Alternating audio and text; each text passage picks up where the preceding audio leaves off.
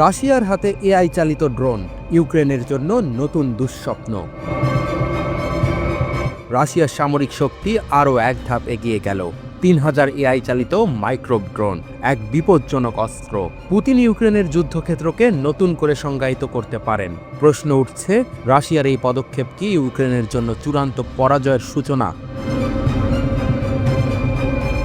যুদ্ধের ময়দানে এআই এর রাজত্ব। যুদ্ধ এখন আর শুধু মানুষের ওপর নির্ভরশীল নয়, প্রযুক্তির হাতেও নিয়ন্ত্রণ চলে গেছে। রাশিয়া যে ৩,০০০ এআই চালিত ড্রোন পেয়েছে, তা কি যুদ্ধের ভারসাম্য চিরতরে পাল্টে দেবে? ইউক্রেন কি এর সামনে টিকতে পারবে? রাশিয়ার নতুন অস্ত্র, এআই চালিত মাইক্রোব ড্রোন। টিএসএস এর এক প্রতিবেদনে জানা গেছে, রাশিয়ান সেনাবাহিনী ইতিমধ্যেই এই ৩,০০০ এআই চালিত মাইক্রোব কামিকাজে ড্রোন পেয়েছে। এই ড্রোনগুলির বিশেষত্ব কি? এগুলো সম্পূর্ণরূপে স্বয়ংক্রিয়। বুলগেরিয়ান সামরিক বিশ্লেষকদের মতে, ড্রোনগুলির নির্মাতা আলেকজান্ডার এমন প্রযুক্তি তৈরি করেছেন যা লক্ষ্যবস্তু ট্র্যাক করতে পারে এবং যুদ্ধক্ষেত্রের কঠিন পরিস্থিতিতেও তার কার্যকারিতা বজায় রাখতে পারে। ড্রোনগুলোর ভয়ঙ্কর ক্ষমতা, স্বায়ত্তশাসিত ট্র্যাকিং। এআই সিস্টেমের মাধ্যমে ড্রোনগুলো নিজেরাই লক্ষ্যবস্তু শনাক্ত ও ধ্বংস করতে পারে।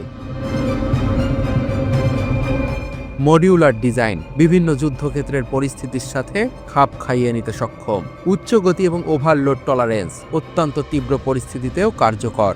এই ড্রোনগুলির মাধ্যমে রাশিয়া যুদ্ধের ময়দানে প্রযুক্তিগতভাবে ইউক্রেনের চেয়ে কয়েক ধাপ এগিয়ে গেছে।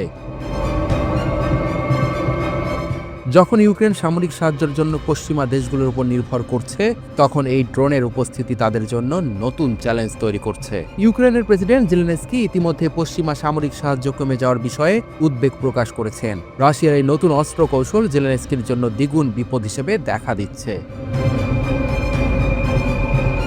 ডোনাল্ড ট্রাম্প শপথ নেওয়ার আগে ২৪ ঘন্টার মধ্যে যুদ্ধ শেষ করার প্রতিশ্রুতি দিয়েছিলেন, তার সেই প্রতিশ্রুতি মিস করেছেন। ইউক্রেন কি টিকে থাকতে পারবে? এআই চালিত ড্রোনের আগমন ইউক্রেনের জন্য একটি বড় প্রশ্নচিহ্ন তৈরি করেছে। যুদ্ধের ময়দানে প্রযুক্তির এই বিপ্লবের সামনে ইউক্রেনের ভবিষ্যৎ কি? পশ্চিমা দেশগুলো কি সময় মতো তাদের সমর্থন বাড়াবে, নাকি এই সংঘাত রাশিয়ার পূর্ণ বিজয়ের দিকে এগিয়ে চলেছে? গত ২০ জানুয়ারি যুক্তরাষ্ট্রের ক্ষমতায় বসে ইউক্রেনের যুদ্ধ বন্ধ না করলে রাশিয়ার বিরুদ্ধে কঠোর নিষেধাজ্ঞার হুমকি দিয়েছিলেন মার্কিন প্রেসিডেন্ট ডোনাল্ড ট্রাম্প। তবে এই হুমকির মধ্যে ইউক্রেনের কয়েকটি শহর লক্ষ্য করে অন্তত ৯৯টি ড্রোন হামলা চালিয়েছে রাশিয়া।